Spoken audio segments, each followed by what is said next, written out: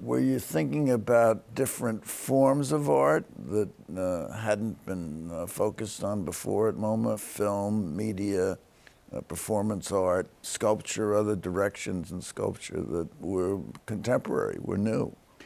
I came in with the gambit that we have to think about everything being of equal importance and value, and that we needed to begin to experiment with what happens when a photograph and a painting encounter each other. What happens when performance is in the same space as architecture and design? What happens when we see film in the galleries as opposed to in a theater? And you know, there were really difficult moments. We had, there's still one of my favorite installations that John Elderfield, a brilliant curator, did, which put a photograph of a bather by Renke Dijkstra next to Cézanne's Bather, one of the most hallowed paintings in our collection.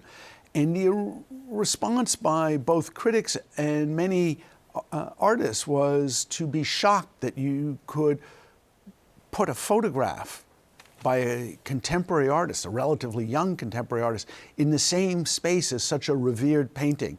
And of course, John's brilliant gambit was, when you turn the corner, to see the little carte postale, the little postal card that was a photograph that Cézanne had worked from.